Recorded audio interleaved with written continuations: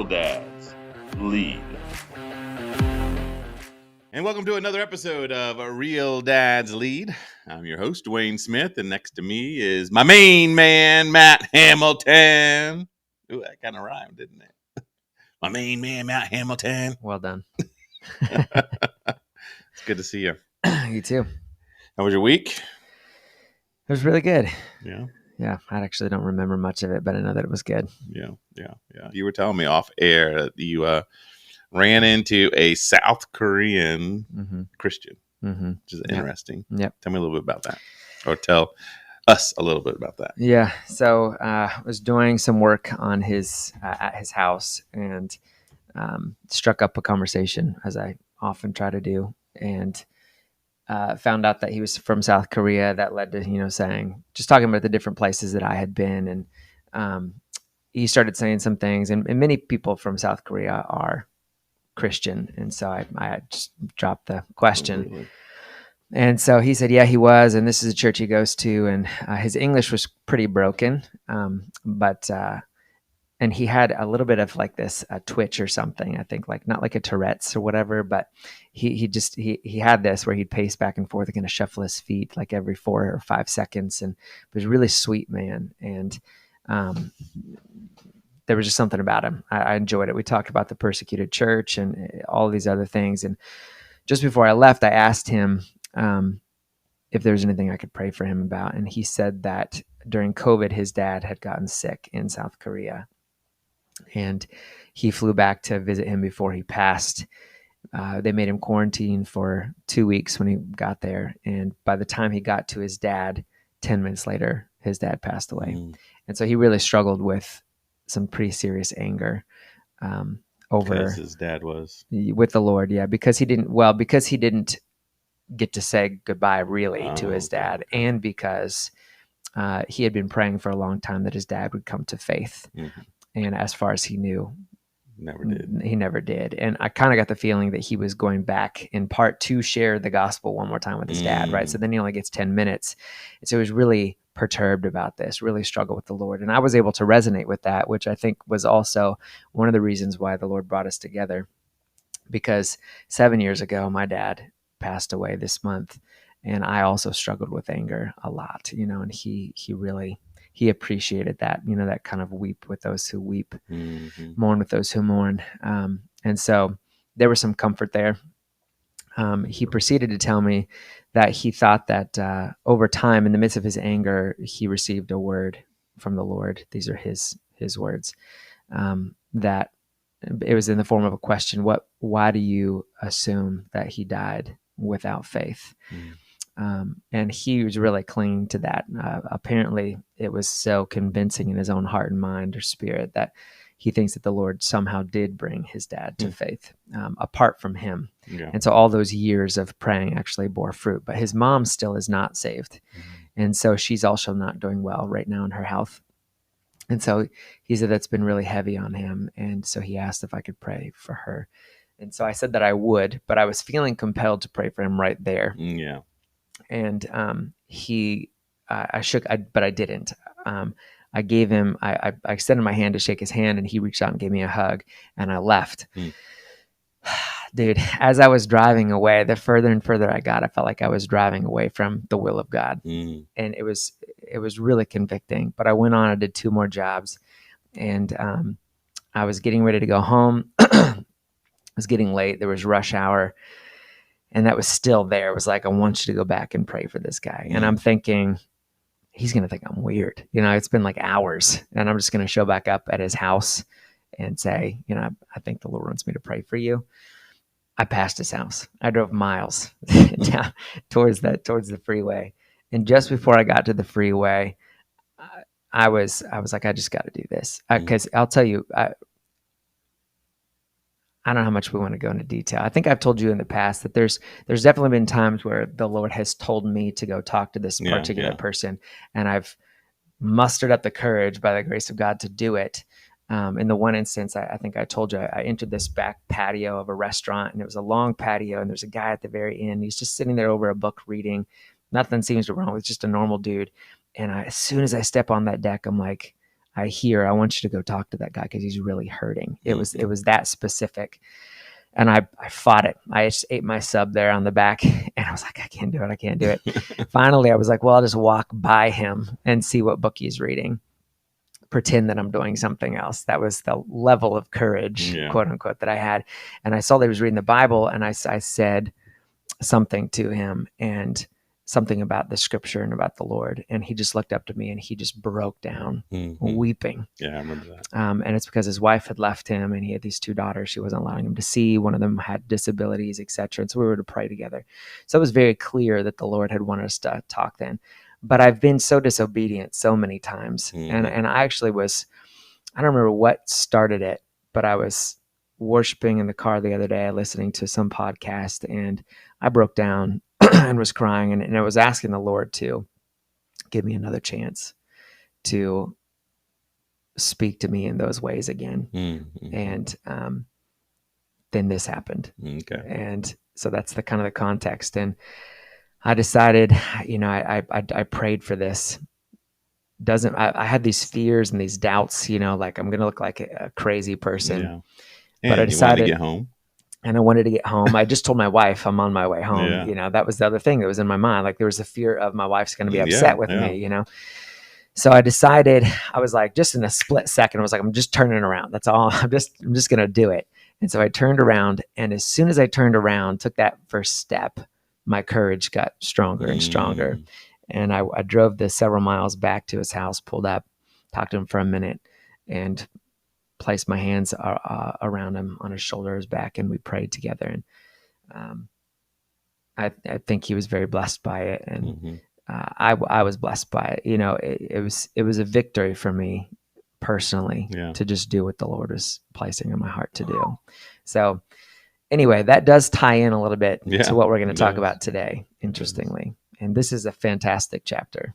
We just jump right into it. And we're talking about taking the initiative and being courageous as a protector, right? Specifically in your family and in your community. Yeah, which is what our mission is to. We want men or dads, to not just be those 5 P's in their home, but also in their communities. Yeah. To fulfill their God-given responsibilities in the home, in the community, and in the culture at large. Exactly. Right? He hits on ththose concepts here. Yeah, a little bit. And you were right there. The culture at large. You're talking to someone from South Korea. Yeah. Yeah. That's kind of cool. I like that. It was really neat because we had this conversation about the persecuted church, I said, and about methods that are used to get the gospel inside North Korea. So that was, I just love those conversations. Yeah, I bet you do. Yeah. I bet you love that one. Really very genius. So the chapter is chapter 15. This is the book Stepping Up, A Call to Courageous Manhood by Dennis Rainey. Chapter 15 is just the courage to protect. And again, that's one of our 5 P's, protection. We've touched on it a little bit already, but go a little bit more in depth today with that. So, opening quote. Yeah. G.K. Chesterton. GK. Yep. Courage is almost a contradiction in terms. It means a strong desire to live, taking the form of readiness to die. Ooh, that's pretty poetic. Yeah. Strong desire to live. Yep. Taking the form of the readiness to die. That's right. Yeah. I love it. Interesting. Yeah. And I think, it's not just dying physically, but it's dying to self. Yeah. If we could take this to another level, yeah, which is exactly what we see in this first story that he opens up with. He's dying to himself. He could have kept these concerns to himself, right, and done nothing. But instead he chose to put his daughter and really the world at large before himself by saying something. So So the very first story was basically he has older siblings. He was taking his younger daughter on a shopping date, and she wanted to, instead of going to her normal younger kid shopping places, whatever that might have been, wanted to shop with whatever older siblings were shopping at, which was Abercrombie and Fitch. And I don't know if you've ever been past Abercrombie and Fitch. Mm-hmm. Apparently, Dennis Rainey hadn't either. It's Yeah. like it's not quite walking past a Victoria's Secret, but right. it's still a It's extremely risque, provocative. Yeah. very risque. Mm-hmm. And he said he was in there, and his daughter went to go find a sweater or something, and while I was there, he turned saw one of the ads, and it was basically a naked man From the back side, so totally naked Mm-hmm. from the back, and that's become acceptable. Right. You can He was like, see I them. didn't ask to see this guy's buns. Right. Like, I don't think anybody else did either. Yeah. This is indecent. Yeah, indecent. Yeah. And so he asked to see the manager, and he came out. And so some 30-year-old guy that said, he told him this was indecent. Mm-hmm. And the manager said, I beg to differ. And he said, I could have just left it at that. So he had that courage to first ask the manager, tell the manager, this is indecent. Manager stood his ground, and he could have left it at that, but he went on further. And when his daughter came out, he said, well, if you don't think that's indecent, I want you to do the exact same pose. Take off, basically drop your pants. Yeah, right. Take off your clothes, drop your pants, and do the same pose here in front of my daughter. And he said he was basically dumbstruck. Deer caught the headlights. He was like, no, I'm not doing that. I'm not doing that. He's like, it's a good thing you didn't do it, because you could be arrested for indecent exposure. If you could be arrested for indecent exposure, you can't tell me that that's not indecent. It's a stroke of genius. Yeah, I love that part of the story. And he said, well, you should see our catalog then. He went to the catalog, and it was just soft smut, I guess you would say. Basically, how he didn't say those things, but the way what he was describing was. Yeah, well, I mean, he specifically said there was one ad with three completely naked girls in bed with one naked guy. Yeah. Advertising sheets. Or something. Quote unquote. Yeah. Yeah. I mean, it's so incredibly immoral. Yeah. Yeah. Unfortunately, I mean, it is. I mean, that's what is the big saying? Sex sells. Oh, yeah. And it is a very strong driver. So you do have to, it is going against the flow to say no to that stuff. Because, and I say this, it's not everybody is in the same boat as I am in, but we've had a couple of times, like in my men's Bible study or in some of my men's grace, the men in my grace group, they would bring up something that's just like, so like, it was so provocative. It was just like, I can't believe this. And I'd always bring up the point, one of those points of, beware of your judgment on that. Yes, you're good to judge it, but I say something like, is there something inside of you that also found it attractive? Oh, yeah. As you are pushing against it, but there is still something inside of you that is like attracted to it. And because sex sells, I mean, it is still, and it's one of those things that you do have to die to your own personal, to crucify your own man. To crucify your man. Yeah, inside. That's good point. Good way to say it. So I don't know why I went on a tangent there. Well, yeah, I mean, it just ends with him saying, I'd like to take my name and number and have corporate call me. And the man said, with all due respect, they don't care. Yeah. You know? And by this point, he was kind of, I got the feeling that he was sympathetic. Yeah. But he was like, my corporate office really doesn't care. Right. And, that's unfortunate. That kind of, I think, segues into his point that the culture at large doesn't care about your children, and therefore it's your responsibility to be the protector of them. And when opportunity calls, to step up and say something. Yeah. And what he ended up doing, he said, well, I'm just one customer, but I got a lot of friends. Oh, yeah. And he said, I think I've told about 5 million men this story. Yeah, 5 million people this story. So I don't know. Abercrombie and Fitch has not, seem to be affected. Well, I'm sure they might have been, but not like the Bud Light. Let me ask you a question that popped up in my mind as I was listening to this. I think that I personally think that we should not support stores like this. Mm-hmm. And then I think you have to ask another question of should a godly man accept work at a place like this? Mm-hmm. Okay, so maybe not even in the storefront where all these immodest pictures are, but they have the Abercrombie and Fitch warehouse here in Columbus, and lots of people work there, tons of people. I know that there are people whose morals do not line up with Abercrombie and Fitch's morality still working there. What are your thoughts on the acceptability of that? Especially in a culture where you can get another job someplace else. You can. But if what are your thoughts? If everybody did that, what would happen to is there an impact that person can make in that warehouse or in that company that is, bringing others? I mean, if the question is, can he witness to people in the workplace? The answer is yes. You can do that anywhere. As far as somebody in the warehouse reversing the morality of Abercrombie and Fitch. Well, I don't know about reversing the morality of the company, but making an impact within the work. Like, there's lots of places where it seems like, God wouldn't want to have Christians, but Christians need to be there because it's a mission field. Well, I think like what? I guess. Can you give me another example? Politics. You think God doesn't want people in politics? Christians. Some in people politics? don't think that, but I'm just saying. That's kind of a.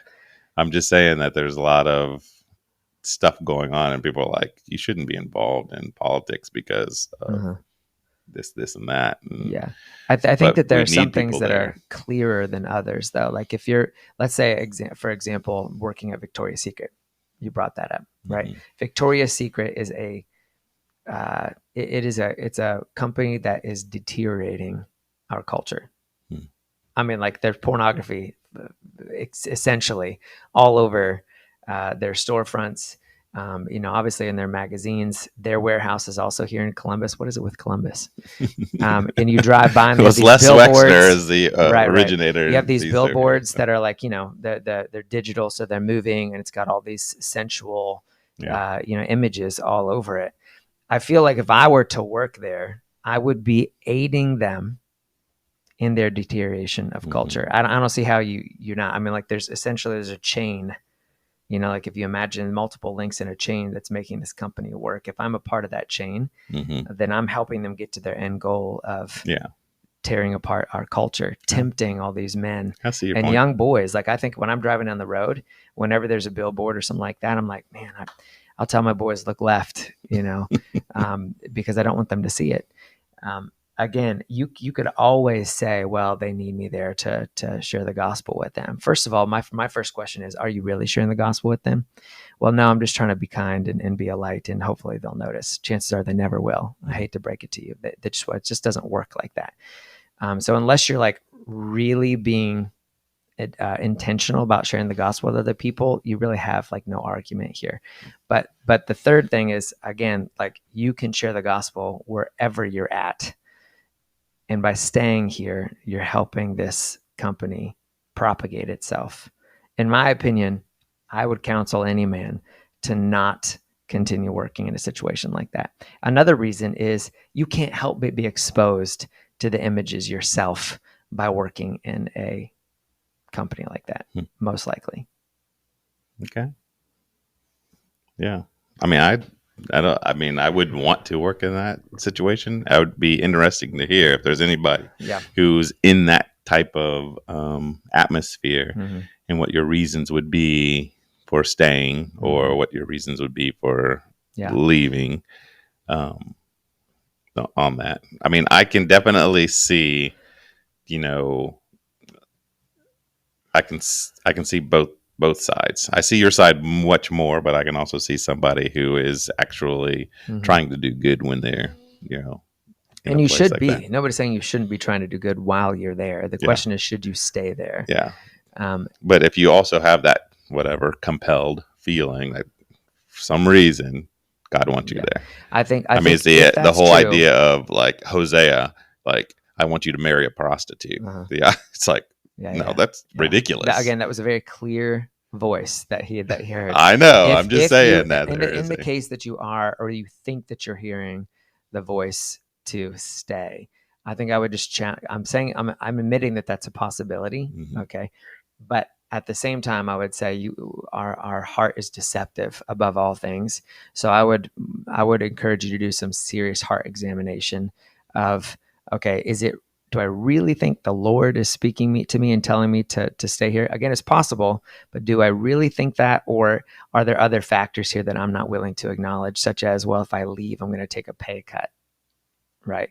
Or, and the ramifications of that are we may not be able to take such and such vacation, right? Mm-hmm. Or afford the mortgage on the house that we have. It's going to have a rippling effect that I really don't want to deal with, mm-hmm.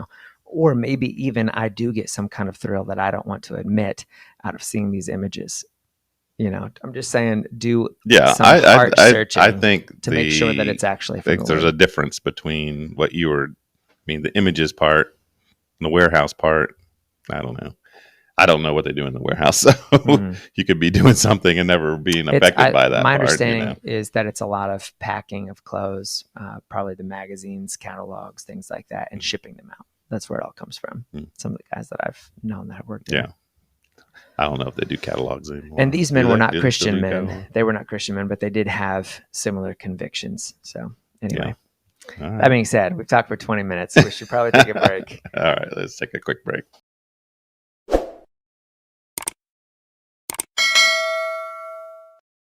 So with that story, I didn't have girls, so I didn't have to really deal with this modesty mm-hmm. issue or taking my daughter, on a shopping thing and, checking out clothes stuff. You've got girls, and so this thing is talking a little bit about protection, and in that area of protecting them, just in general, have you had to deal with this clothing thing much? Or is this something that you established at an earlier age? Or yeah, I'm not sure if we've had a part of this conversation or not before. So if I repeat myself. But no. I think that, for sure, we've had the conversation from an early age about modesty. So that right now my girls want to know what they're wearing, if it's okay. They'll ask me, and I'll actually sometimes, to my wife's chagrin, ask me, even though like above her, mm-hmm. For some reason, I think that they want to know that the fatherly, manly influence in life thinks that this is acceptable. So I'm really grateful for that. The trouble that we've had, and it's been a frustration for my wife and for my girls, is that much of the clothes that are available out there, just basically it's hard to find clothes mm-hmm. that are both fashionable and modest, okay. So like the shorts might maybe a little bit too short, for mm-hmm. example. It's like these are the only ones that we can find. Like, this is the best of all of the options, right. As far as modesty goes. And so it takes a little bit longer to find some things. But outside of that, it seems that they're pretty committed to modesty. Yeah. But again, I think the key to that, a big key of that, is early on setting that standard in the context of, I love you, mm-hmm. right? And I want what's best for you. And they also are increasingly aware that the way girls dress affects men. And so it's in part their responsibility. Just as it obviously is for a man's not to lust after a woman, mm-hmm. it's also a woman's responsibility to dress modestly, okay. which is not something our culture likes to do. It is not. But it's in fact, they do the actual opposite and say it's just the man's responsibility not to look or mm-hmm. not to Right. Google. Just, meaning, that's the key word there, right? Yeah.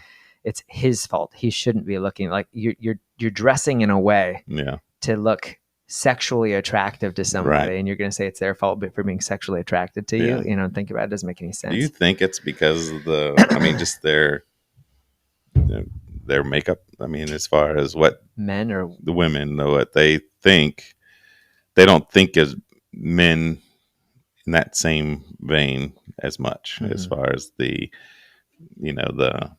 attractiveness through the eye as much. It's not like they don't. at all. Yeah. But it's not the same. Yeah.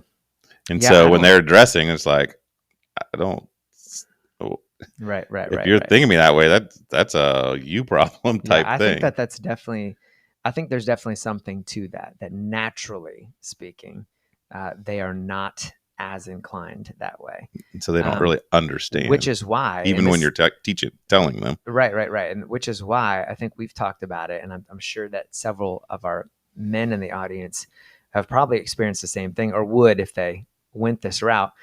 It's like I've had conversations with my wife, like I don't want to watch that movie because it's not like there's a sex scene or something like that, but the dressing in the movie is just too provocative for me. I mean, I just don't really want to put it in front of my eyes, and what I'm saying is, again, I want to protect our marriage. Right. I want to protect my relationship with the Lord and my own purity. I want to continue to become the man that God's made me to be. And this is going to pull me back. Right. But it can be a frustration to the wife because she's like, what's the big deal? Like, this is just a movie. Right.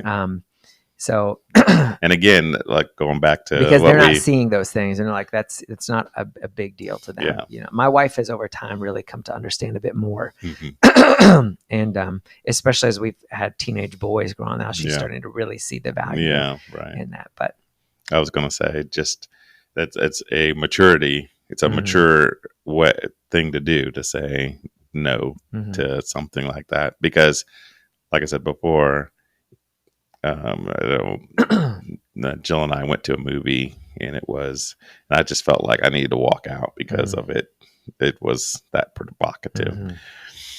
But then there's also part of me that wanted to stay and be influenced by that proclivity. So I can have both, but I want to choose the greater. And it may be too, like I hear this all the time in my own heart, actually, the voice of my own heart that's trying to justify watching the movie, or I hear it from my boys, or I hear it from other men. It's not that they necessarily want to be exposed to this stuff, but they're so caught up in the meta narrative of the story. Like it's such a good storyline. Like I just want to hear the storyline, right. And see what happens. So the temptation is there, like, continue to expose yourself, not because you're enjoying it necessarily. It's not right. You don't really want to do it. But you really want to know how this story is going to pan out. And so you stay. But sacrificing that good for the greater good by walking out is also something I think we need to do. Yeah. I mean, no story is worth, perpetual temptation in your life. Yeah. You can find another good story. It's okay. Yeah. Or you can get something like VidAngel, which we're not sponsored by, but maybe one day, Dwayne. VidAngel, which is they take out you can edit out basically everything. Our family has used that several times in the past. It worked great. Yeah. For the most part. Yeah. So anyway, protecting our girls is something we definitely need to do. Just to kind of round out that story, and not just our girls, but our boys and the culture at large, which is what he's going to get into here in a minute. I've got another, I guess, even in the culture at large, but just get your opinion on when you had said that, they've had trouble finding stuff. It's like those shorts might be a little bit too short. And what determines a dad's viewpoint on modesty? Is it him, or I don't know. That's where I would also struggle, because, for like in the Muslim community, there's a whole different aspect of modesty, or in the Amish community, the Jewish community, like if we even staying in the Judeo-Christian world, there's obviously a different standard. Yeah. So where's that line drawn or not? And so I guess it would be, you as a dad, you're looking at your daughter or someone else, and you're like, if you are like, I would be tempted, I know that if you leave this house, there will be boys that will be, or there's a really good chance that the boys around you will be tempted to be looking at you in this way. It's not then okay. We're not going that's to dress okay. like that. Yeah. But to me, that's pretty extreme, and I don't know. There's certain things that are like very Obvious. obvious. Yeah. And then there's things that are 1 or 2 inches of the hem of the shorts. Mm-hmm. I can't really tell the difference, Mm-hmm. Yeah. but somebody's like, that's too short. Right. And I can look at it and say, I don't notice a difference. Right. So that's a difficult. Well, I mean, it's difficult.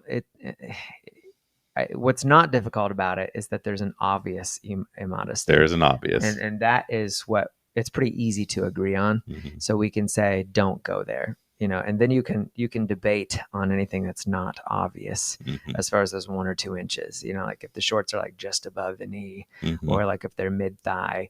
But then you have to ask questions like, how tight are they? How tight are your shirts? Because it's not just about how low Mm-hmm. cut they are, but how tight they are. Those are things that women need to really think about. But it's not a moot issue. It's not something that we can just say it's a gray issue and you can just decide for yourself. It is an important issue. I mean, women are commanded to dress modestly Mm-hmm. in Scripture. So it is a worthwhile discussion to have. And it is right for you in your heart to really strive to pursue that standard. Yeah, I like it. So, all right. Second section. Second section. Real men are warriors who protect. Okay, this is just following the story. Mm-hmm. And he brings up British politician Edmund Burke. He says this, and it's something probably every man has heard at some point. All that is necessary for the triumph of evil is that good men do nothing. Mm-hmm. Yeah. I think that was originally said, obviously, on like a political scale, right? Mm-hmm. Like in the face of war, in the face of Nazi Germany, so something like that. But this is altogether applicable Mm-hmm. in our homes. Yeah. Right? Evil will triumph in your child's heart because Mm-hmm. we're inclined to evil. In your child's life via culture, peer pressure, etc. It will triumph in your home, it will triumph in your workplace if you do nothing. Yeah. Why do men do nothing? So he says, nothing is the fruit of passivity. Nothing is the consequence of a lack of conviction. Mm. It's the byproduct of a lazy leadership at home. Yeah. And he goes on, he says, the easiest thing to do is nothing. Yeah. We often choose the easiest route, Mm-hmm. right? Even though we know mentally that the greatest things are achieved by going the hardest route. Like they take the most work, right? They take the most courage. But he says cowards do nothing. Mm-hmm. So yeah, that is good. Mm-hmm. And it's true. It's like I don't want this argument, or I don't want just to deal with this right now, or I don't want to offend. Mm-hmm. I'm too tired. I don't want the confrontation. Right? I don't want to hear the whining or the complaining. Yeah. It's very easy to do nothing. Mm-hmm. And it's one of those things where it could be a gray area where, like, I feel convicted by this, but should I be? Sometimes it's just a doubt. It's a doubt type thing. Right. Like, I don't know if I should be worried in this area or not. Yeah. I what I would say, and I think I was trying to communicate this off air, what I would say in that situation, just from experience, if doubt comes up, if you're faced with this dilemma, and you're like, should I say something or do something, or should I not? And you're doubting, I would say err on the side of concluding that this is wrong, mm-hmm. and that something needs to be said or done. It's much better than erring on the side that it's okay or somebody else is going to take care of it, right? And that evil just persists. Mm-hmm. Yeah. Just overcome the doubt by stepping up and saying something or doing something. Yeah. You won't regret it. But what if it's not evil? It's preference. Like what? Like what we're saying, 2 inches above or below the knee. Oh, I mean, I think that in that case, you just need to decide as a family what your standard's going to be, mm-hmm. And then hopefully, especially if you've trained them from a young age and they have this desire for modesty, if later on in your child's life, they want to debate a little bit about what's modest, in your mind, what they're suggesting or what they're wanting is still within that realm of potential modesty, you can give into that and say, that's fine. You're getting to the age now where you have to make a decision, for yourself. This is part of independence and preparing them for adulthood. You don't want them to just like get angry with you because you're like so tight and controlled that when they leave, they just go the complete opposite way. We've heard of stories like that as well. But if you've ingrained into them this idea and desire for modesty, whatever they end up choosing on their own will still be in that realm of what's considered modest or can be considered modest. Yeah, that's a good point. That's my initial thought. Yeah, I like it. Willing for pushback on that. So yeah, and the other thing he says, though, that often prevents us from doing something is believing the lie that one man, one husband, one father, etc., can actually make a difference. Cannot. Yeah. And how that's just not true. The difference that you make doesn't have to be changing a corporation. On that level. It could be. You might be in a position where you can. He's going to get into that. But the difference you can make in your child's life is a very real thing. Every little decision you make to protect your child will actually make a difference, not only in their lives, but as we said before, in their children's lives, because it's going to become legacy that's passed down. Right. So now you're not talking about just affecting or making a difference in your son's life or your daughter's life, but in generations' lives that will come from you. Yeah. So don't believe that lie. Right. Step up, be courageous. Don't be passive. Don't be afraid of the confrontation. Yeah. And as we said, it's not just in the home, it's in the community. And I do think, I've seen we've heard lots of different news stories of men not stepping up, just, whether it's on a train station or, just seeing somebody getting abused and doing nothing. And doing nothing. Or worse, videoing it. Yes, or worse. Countless other people. Right. Videotaping it. Right. Exactly. And we also see, here's the other side of it, see people not wanting to get involved because they're afraid of the cancel culture type. Or governmental consequences. Yeah. Consequences. Like they still how feel like they're our doing. Court system is. Like if I protect this person, I could actually be the one who gets in trouble. Exactly. So they're afraid of that. I think, again, this goes back to a willingness to die to self or to suffer for the sake of another individual. I'm thinking, well, if I do this, these are all hypotheticals, I may get in trouble. But the reality is, while I don't know that potential outcome, what I do know for sure is that she needs help right now. There's no question about that. And if I don't do anything, nobody's going to help her. You know what I'm saying? I'm responsible right now being placed in this situation to help this person. I may suffer for it. I may not. But I will be held accountable before God as to whether or not I've done the right thing right now. Yeah.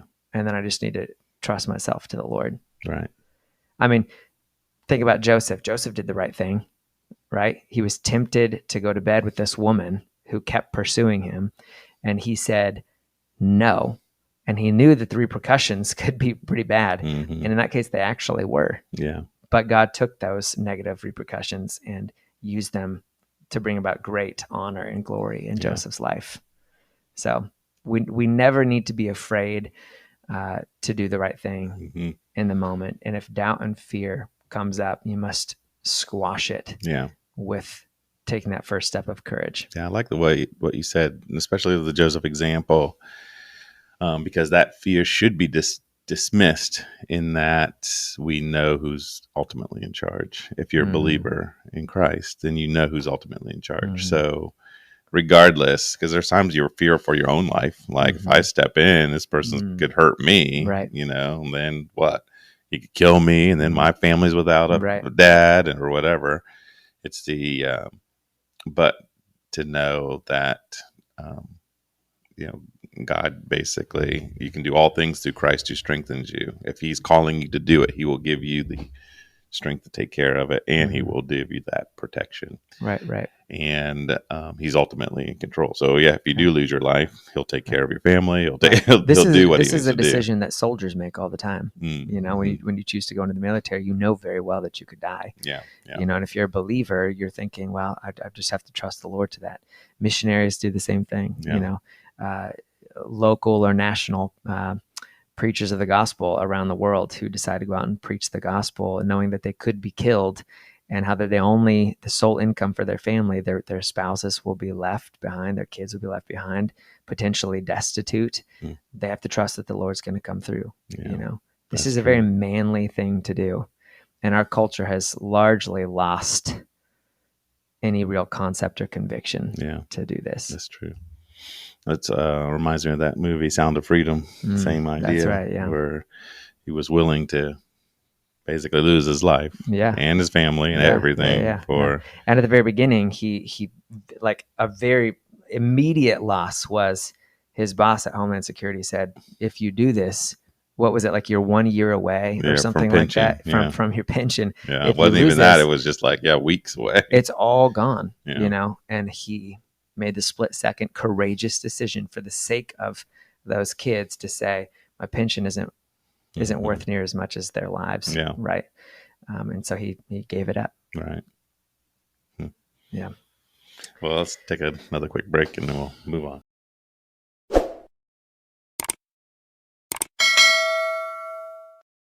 All right. I have another question for you, especially now in this quote unquote, try and go against the patriarchy type society. Women are saying they don't need protection. What are your thoughts on that? That they're lying to themselves, or that they really don't need protection, or what do you think? I mean, that's a big thing. Like, there's a lot of women who they'll say, no, I don't need a man, or I don't need protection. I can take care of myself. Yeah. I think in most situations, they don't, as far as like physical survival, most women are not being accosted. Most women will never be accosted in their lives physically. So in that sense, they don't need a man. But in the case that they are accosted physically, I think that they're deceiving themselves, buying the lie that they can overpower a man, let alone two men or more that are attacking them. I mean, it's just sheer idiocy. It's really just what it is. I think it's pride and it's self-deception, and they're succumbing to the flow of culture right now. It's just not true. But in the case that they're never accosted, I think that you don't just need a man. I think this is a part of what's missing. You don't just need a man to protect you physically, because yes, you're right. Most likely you're never going to need physical protection. But you need a man for other things. God made men and women for each other. And as we've talked about before, kind of drawing on the triune nature of God, God has eternally been community. He makes man and woman in his own image as community, to be one, right? One flesh, just as God is one. That's our created design and purpose. And in that, apart from the few people that God might call to be celibate, in that unification we find fulfillment, right? It's a part of our design. So there's needs emotionally, there's need physically, there's need sexually, there's need spiritually, like we're supposed to build one another up. So you need a man for many more things than that. It's not just, well, I can make money on my own, and I can have a house by myself and, be fine. Those things are true, but you're living less than what God intended for you to live in. Does it make sense? You don't agree? Well, I don't. I mean, when Paul talks about it's better to be single than that's what I just married, said. I think that's a debated topic, a debated passage, whether or not he's saying it's best for everyone to be single, because he also talks about the beauty of marriage and how it's God's design to reflect Christ in the church. So he both upholds and encourages marriage, but at the same time, he's saying it's better to remain single if you can. If you can, that's the key phrase there. Yeah. So there are people that God has gifted, and these are Jesus's words from the Gospels. He talks about some are born eunuchs, and some choose to be. Some are born eunuchs, some are made eunuchs by men, and some choose to be eunuchs for the sake of the kingdom, right? So there's some people that God has gifted with the ability to remain celibate, and it's better for them to remain celibate. I think that's Paul's point. But there's other people, the vast majority of people are to be married, just to follow that creative order. And in that they will find fulfillment. He who finds a wife finds a good thing. The marriage is supposed to reflect Christ in the church. So yeah, again, that's my point. But your question is whether or not women, or what I think about women thinking that they can do it all on their own, or well, thinking just that this they whole don't thing, need men. we are the chapter talks about, men are to step up and be the protector. Mm-hmm. You need to step up, and you need to, not just in your home, but in society, be Right. the protector. But I just, you see that. So you're not talking about just in a marriage relationship. You're Not just saying just in a men in marriage. general. Like, we don't need men. Yeah, that's what. There's a lot of women out there. Mm-hmm. That's their whole thing. We don't need men. But the world would be better without men, because men are too aggressive. They are, this whole toxic masculinity type thing. Right. And I think a lot of that comes from bitterness, either personal bitterness or buying the lie that men are kind of naturally evil. And again, I think it misses the created order. It would be just as foolish for us to say we don't need women. Mm-hmm. I mean, of course we need women, and they might be like, yeah, you need women, we don't need you. But the point is that without men and women, both of them, the image of God is incomplete. So from a Christian perspective, both are necessary for a healthy society, not the least for which a healthy society is founded upon a healthy family, and a family requires a man and a woman to make, right? Mm-hmm. And not only that, but to stay together for that family, and therefore the society to be healthy. Mm-hmm. So I think it's pride, it's rooted, it's totally demonic. I'll just come out and say that for sure. It's totally demonic. Just as demonic as a man saying, I want to have all the sex that I can, and if I get them pregnant, well, they're going to have to deal with the baby. I'm going to go off and do my own thing. Mm. Just as demonic. Mm. Men and women were made for each other. Right. To reflect the image of God. Mm-hmm. So those are some of my thoughts on it. All right. What's the next part? Next part here. Okay. Courage starts at home. So he essentially talks about how he's failed in the past to take initiative and to have determination to do the right thing. He gives some examples of that, not pushing back to peer pressure and either encouraging or participating in evil in his youth, not protecting his wife from demands placed on her when she was already overloaded, permitting immodesty. It looks like ready for church, but wearing something immodest in his girls instead of telling them to change, kind of wimping out, letting her go anyway. And a child being verbally abused by a teacher and not stepping up to do anything about it for some time. These are failures that he's experienced. But he said that the first step toward becoming more of a man of initiative and of courage was confronting and confessing that passivity. And when he did, there was like this turnaround that started to happen in him. That baggage that was kind of heavy on him, he let it go by confronting and confessing it, and determined to be courageous. And he made some solid changes in his life, for his marriage, for his kids. Yeah. So, I've been there for sure.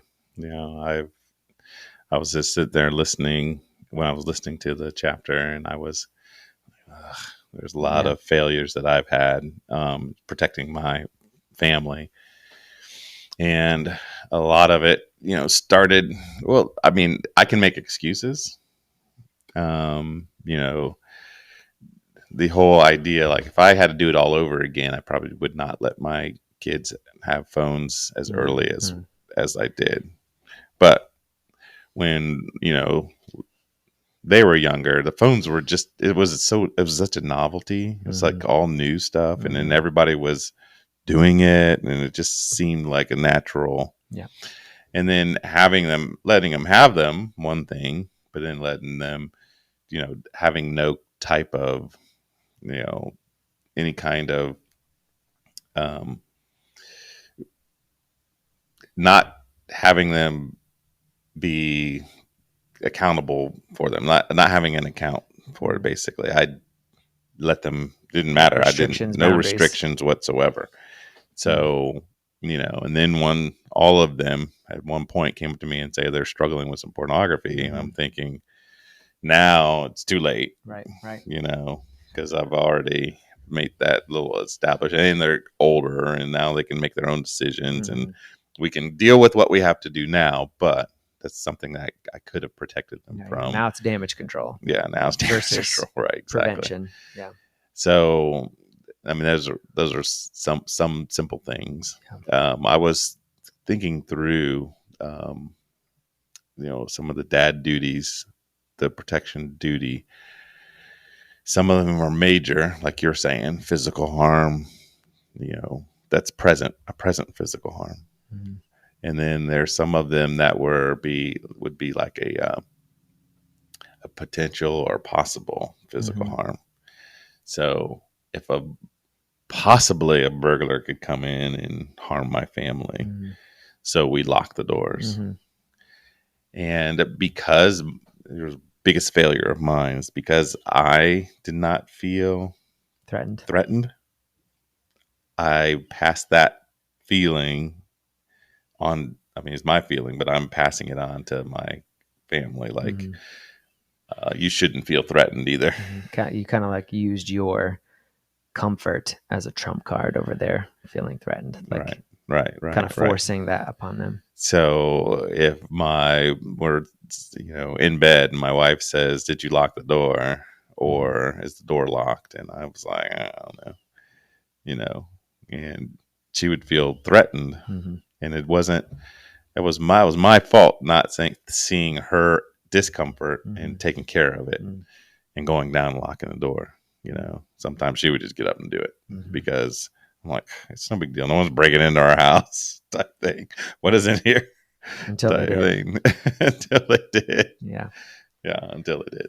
And that's a really good picture that I think is applicable for all of us, right? Because it may not be the front door of your house, literally, but there are, we kind of leave the door open per se in many areas of our life where the devil can get a foothold, and he comes in as a thief and ends up robbing one or more family members, in our household of something good, whether it's getting them addicted to pornography or whatever. Yeah. So we do need to be alert. And as Dennis Rainey says, always be on duty. Yeah. Make sure your doors are locked, quote unquote, spiritually speaking. Be alert to what's happening in the culture. Have prevention conversations, try to have those instead of damage control conversations, things like that. So I think circle back to the immodest type or of clothing that you allow your daughters to wear. You are protecting them from future harm, probably emotional. Yep. If you are, it's a present determination that you're doing right now. You're determining to not let them wear something like that, but it's to protect them from something down the road and protect them from themselves, basically, in that case, because what else is out there lurking. Yep. But I think that's the biggest thing, is that you have to overcome the present, the temptation to be accepted. No, the temptation to be dismissive in the present in order to protect them from something that's possible in the future. Yeah. I didn't realize when my kids were younger that I was just immature, and I didn't have podcasts like this that could help warn me down the road, saying, "Hey, these are things that could happen if you are not taking care of it right now." Yeah. Let me say something about the phone situation. Yeah. Okay. We're running along here today, but it's okay. I have the same regret about permitting my kids to have some kind of a device too early. That being said, the first devices that we got them were Kindle readers. Yeah. As homeschoolers, they were all below 10, I think, when they got them. And we were thinking, this is the kids' version of the Kindle, and it's got these protection things, on it already. And so we kind of naively thought that it would be okay. But in reality, as I think I've mentioned before, ads popped up on a perfectly harmless game that were not harmless, right? And it started to get some wheels turning. So I totally regret. I wish that I would have been more aware, of the possibilities, that could have happened there. I would not have allowed them to have it. But then when they got phones, we actually were like, we don't want our kids to have phones for a long time. But when they got a job at Chick-fil-A, they had to have phones because they have to be a part of like all these different group chats and whatever. Right. And that, man, I honestly feel that despite the good training that they've got at Chick-fil-A, I would rather them have not worked at Chick-fil-A so that they didn't have those phones. And I'll say this one more thing. I wish I could find it. Maybe we can and pass it on our Instagram. But there was a Catholic woman who I can't remember her name. She's one of the leading pro-life advocates right now. She's an amazing woman. But she had on her talk show, I think like four to six different porn stars, people that were in the industry. And she was talking to them about the ramifications of it. And like you could see light bulbs going on. But even before those light bulbs went on, and especially if I remember correctly, one of the women was a little bit more resistant. Even from her, she said that she would never let her child or her teen, I think she said, have a phone ever. She wouldn't do it because she knows how aggressive the porn industry is in getting pornography onto phones, onto computers, etc. She said if they choose to do that or get involved in it when they're in adults, that's up to them.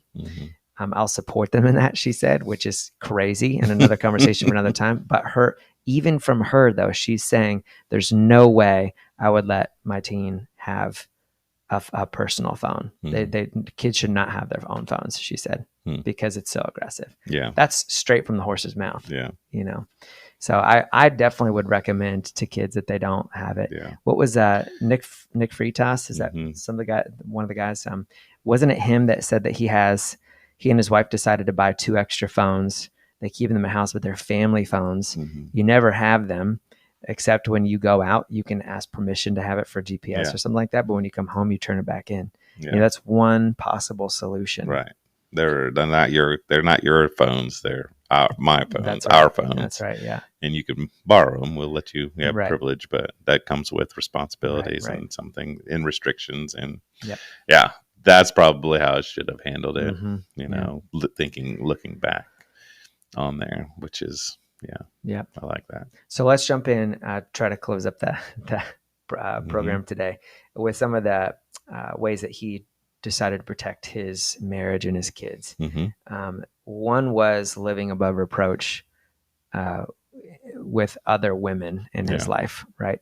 Yeah. So he has purposed to never be in a room alone with a woman unless the door is open or there's a big window. This is, as a pastor, I'm assuming you maybe talk about counseling. Yeah. He's never driving alone with a woman in the car, anything like that. Not because he knows he's going to do something with this woman, but because he doesn't want anybody to get the wrong idea. And he doesn't want his wife, if she ever hears anything, to ever even have a doubt, that he would. Our youth pastor the other day he was telling a story that he was in the car with a guy and a girl, and she sat in the front seat while he was driving, and the guy got in the back. And before he got going, he was like, that's not how this is going to work. You're going to sit in the back and the guy's going to sit up here. Or you both sit in the back. I don't, right. I don't want anybody driving around and only seeing me with another woman in the front seat, because the words that could come out, the rumors that could come from that. So he's very careful to protect his marriage in that way. The same with social media. If he's conversing with a woman via text, he always includes his wife. Or if there's an option on social media, some kind of app where he can't include his wife, she's always aware, that he's talking with her about that. She always has access, whatever. Very wise. Yeah. Just being a man of probity. It is. Yep. Integrity, leaving no room for anybody to speak evil about you. Yeah. That's kind of, and it's also protecting, not just protecting yourself, but you're protecting yourself from even future stuff. Because if you are just like you said, just opening the door, like, and that's really the first step. I mean, I've gone through the dark road of, sexual immorality, and the first thing is you're hiding that stuff. So if you are, alone with a woman or whatever, it's like, I don't want anybody else to know. Right. It's just, so you are being private about it. And that just leads you down that road of possibility. Yep, I agree. When essentially every night when you shut the door and lock it, you're saying to any potential thief, there's no room for you here. You're not welcome here. And when we do that same thing towards certain temptations or sins in our life, like pornography, if that means, no phone or no computer in the house, or after a certain time, or in a private room, or whatever it might be, that's you closing the door to Satan, who only comes to steal, kill, and destroy, and locking it and saying there's no room for you here, right, in my life. I'm not going to leave this door open to you. And that's what we need to be doing as men. He does that with his children by having preventative conversations instead of damage control conversations. So he essentially discusses potential decisions or choices that they will have to make, right, in coming years. As a teenager, at school, in the workplace, whatever, they have those conversations beforehand. It's kind of a what if, or what would you do, and then they talk about it. So there's been this premeditated plan, so that when this comes up, like, oh, we've talked about this. Yeah, I've already made a decision about this. Yeah, very wise. All right. So the next, I think we'll go through this kind of quickly, is warriors in the community in the boardroom. So he shifted from family to the community. He has a friend who's a businessman and used his clout essentially to refuse casinos being built in his area. And what comes with casinos, the prostitution, everything. Because he chose to step up and do something, those casinos actually were not built, right? Which means gambling did not grow in his area, prostitution did not grow in his area, etc. He had courage to step up and be a sole voice initially and say, we're not going to let that happen here. And he got the victory. And countless families who probably don't know him or ever will know him were blessed because of it. So that's being a man of probity and courage in your community. Yeah. He says it takes courage for a man to step up and push back against evil. It will mean that you don't go with the flow. It's super easy to do. You can't fight every battle, but you can get involved when opportunity comes your way, right? So he's not out there necessarily pursuing every city and trying to stop casinos, because that's beyond his capacity. But the opportunity came in this city where I'm at. You're not gonna plan a casino here, right? And he succeeded. So. All right. So the last example that he talks about of courage, and I loved his honesty here, because he talks about his own fear, right? He talked about how nervous he was to do this. He went to a school dance, and he talks about some kids that were dancing in the corner, a few different places, freaking, which is like imitating, grinding, having sex, but with clothes on, essentially is what it's mimicking. And he said he deliberated there, and he couldn't, this thought struck him, like, why am I so nervous? A 40-year-old grown man, that this pimply faced teenager is going to reject me, right? Like, why am I nervous about that? And he just said, I'm just going to take the first step. I'm going to do it. So he went over, tapped the guy on the shoulder, and told him to knock it off. The guy kind of gave him a whatever look, but it seems like they broke up. And he said, regardless of that kid's response, I now had even more courage, which is something we wanted to communicate to the men in the audience, is that when you take that first step of courage, and this is where my story comes in from the beginning, right? When I decided just to turn around and go pray over that guy, I got stronger and stronger the closer I went. Yeah. In the same way, that first step of courage for him gave him even more courage to then approach a second group. Mm-hmm. And they dispersed. And then other dads saw what he was doing, and they were inspired to go break up the other groups. Right. Because they were probably thinking the same thing. Absolutely. But they didn't have the courage to do it. Mm-hmm. So will you be the one man in the room who has the courage to do what everybody else thinks should be done? Or even if they don't think it should be done, what you know should be done, right? You may end up standing alone. God will honor you. Or you may find that other people will join you. Right. And either way, God will honor you. But you can't do nothing. Yeah. Love it. That was good. Yeah. All right. Well, let's go ahead and close that up then. And in this episode, we thank you guys for listening. Again, if you have any comments whatsoever, please tell us what you think. And if there was anything, if you guys are reading the book, if there was any type of quote or something that's kind of struck you that you want to share, more experiences that you've had in your parenting that you want to share, please leave those in the comments for us. Awesome. We'd love it. So with that, we'll end this episode. Always remember that real dads lead.